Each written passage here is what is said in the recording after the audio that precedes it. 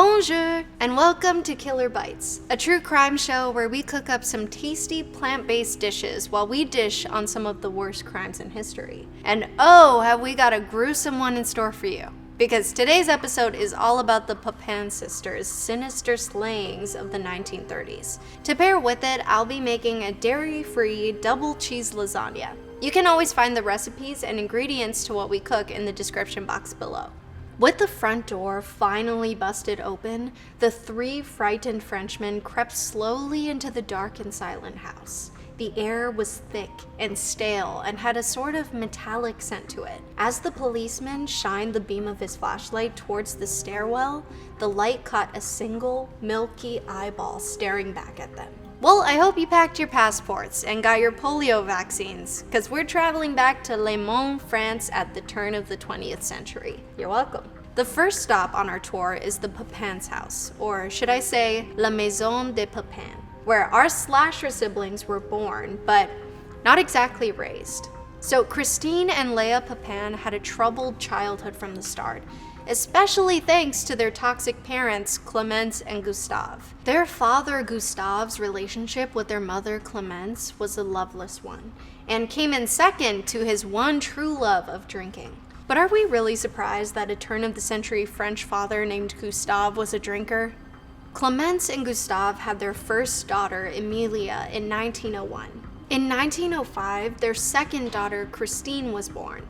Apparently, her mother decided another kid was just too much to handle, so she sent Christine to live with Gustave's sister and her husband. After all, what are siblings for if not to pass off an infant that you decided you no longer want to raise? So Christine lived happily with her aunt and uncle for 7 years, and in 1911, Clemence gave birth to her third daughter, Leah. And like a sweater she decided she no longer wanted, she regifted it to her brother.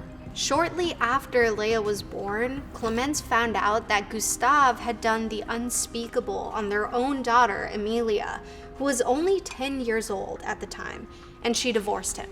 Clemence was convinced that 10-year-old Emilia had somehow seduced Gustave, so she packed up her things and shipped her off to a convent. Wait, what? Yeah, she was convinced it had been Emilia's fault that it had happened, and being raised by nuns in a convent was the perfect punishment for her child's adulterous ways.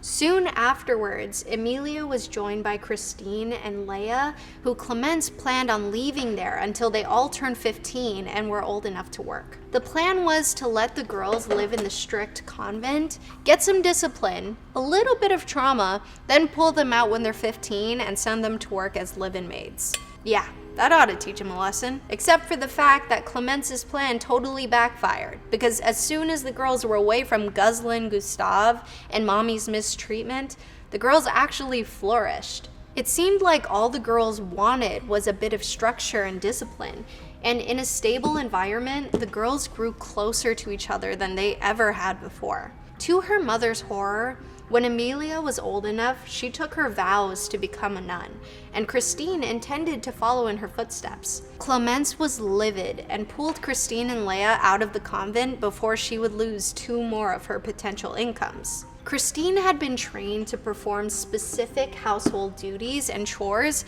and found employment quite quickly. The family Christine became a maid for adored her and thought she was very talented, but Clemence thought what they were paying her wasn't sufficient, so she forced Christine to quit. And if you look to your right, you'll see the house that Christine was first hired in.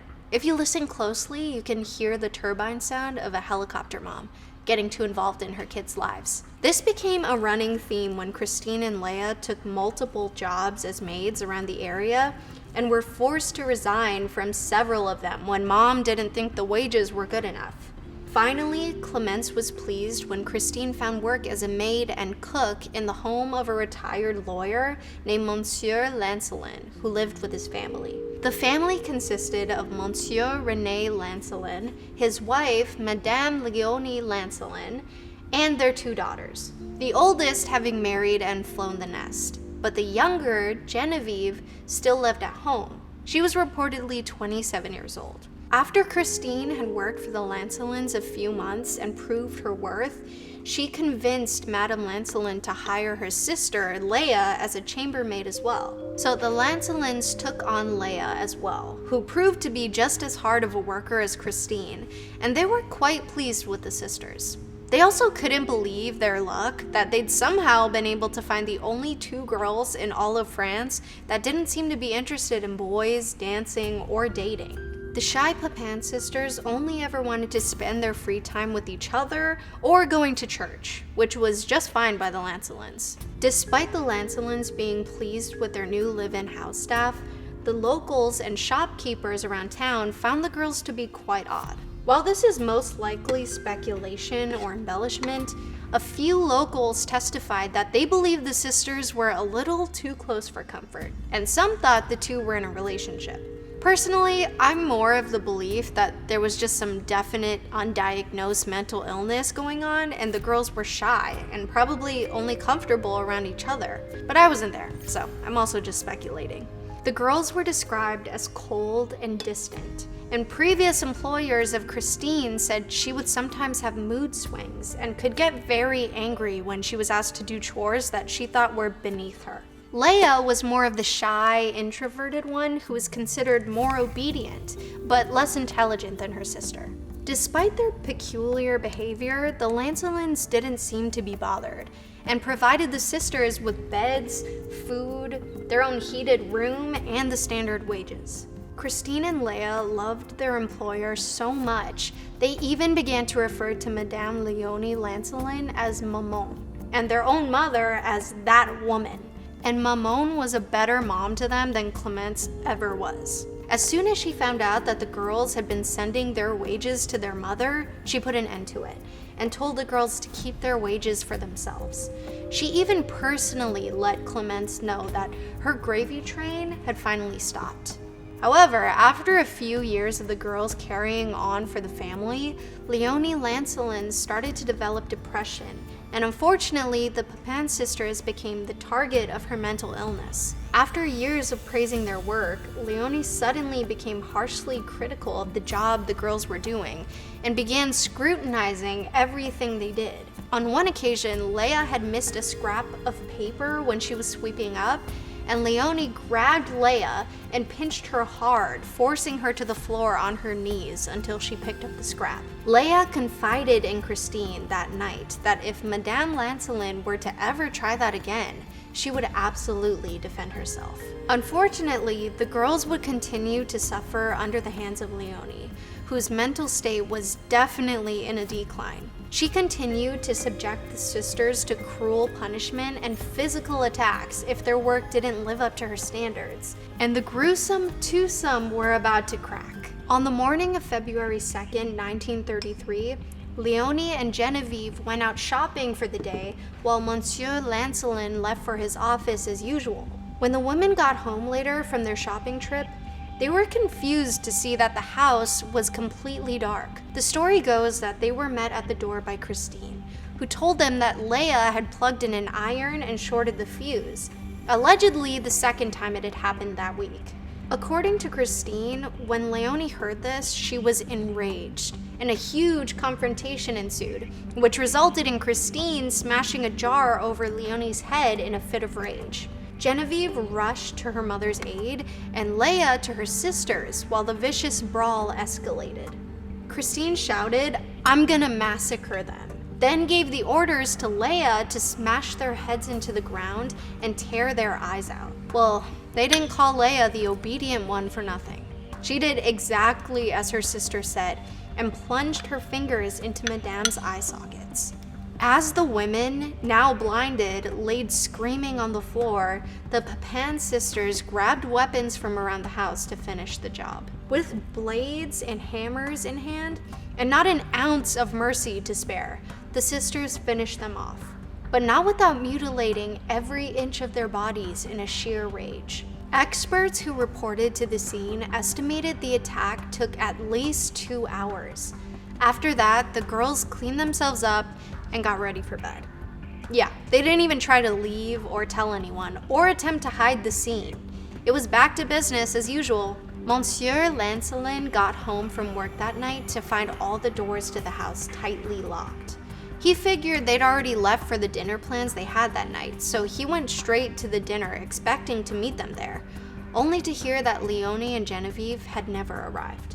Had he gone inside when he'd first arrived home that night, he would have seen that the ladies had never left the house at all. So Monsieur Lancelin brought a friend with him for safety, and the two returned to the dark house to see a sole candle flickering from the maid's room upstairs. They went to unlock the door, but found it was bolted shut from the inside. So they went to a nearby police station and got an officer to help them break in. Nothing could have prepared them for the gruesome scene that greeted them as they tiptoed into the living room. Bit of an ironic name. Living room, considering the circumstances. I won't get into the guts and gore of the crime scene and bodies since I already told you the worst of it, but in most sources, the adjective used most frequently to describe the massacre in all the reports is the word pulp. And I think that's about all that you need to know about that. The trio slowly made their way upstairs, terrified the sisters had suffered the same fate by the unknown attacker. They broke down the door to the maid's room after finding it locked, and there sat the sisters, shivering in bed, holding each other. On the bedside table next to them lay a hammer with the incriminating evidence encrusted all over it. The sisters immediately confessed, claiming it was self-defense. The men, of course, didn't believe this was in self-defense. The Papins were charged with the attack on the Lancelins, and it was clear to everyone that the sisters needed some sort of mental assessment and treatment before they'd be fit to stand any sort of trial or investigation. Incredibly enough, there was actually a lot of public sympathy for the girls, and they even inspired a bunch of the great French thinkers, philosophers, and novelists of the time, who thought their tale was a gripping look on the war of the social classes and the struggles between the rich and the poor. The lawyer that was appointed to them pleaded insanity on their behalf. In the courtroom, the girls allegedly didn't make eye contact with anyone and stared ahead as if they were in some sort of daze. At the hearing, both sisters confessed that they were the sole person responsible for the crime in an attempt to protect their sister, and were placed in separate prison cells to await their next trial. Once the girls were separated, it was Christine who was the one who became extremely distressed because she couldn't see Leia.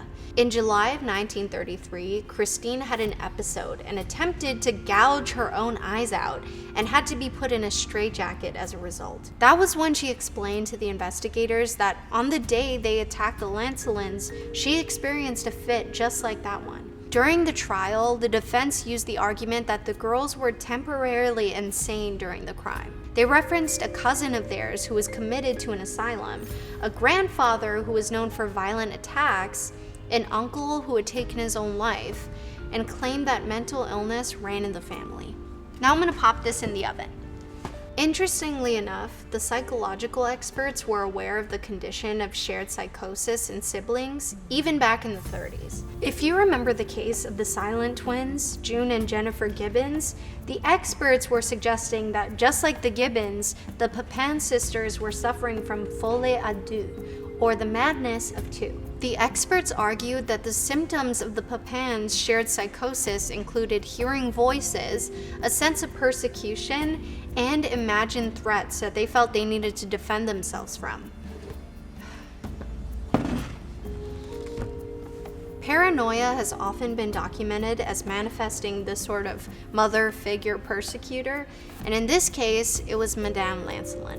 Experts today believe the two were suffering from paranoid schizophrenia, but the court decided they were sane, and therefore guilty, sentencing Christine to the guillotine, and Leia, the accomplice, was sentenced to 10 years of hard labor. Once in her holding cell for punishment, Christine became completely unhinged.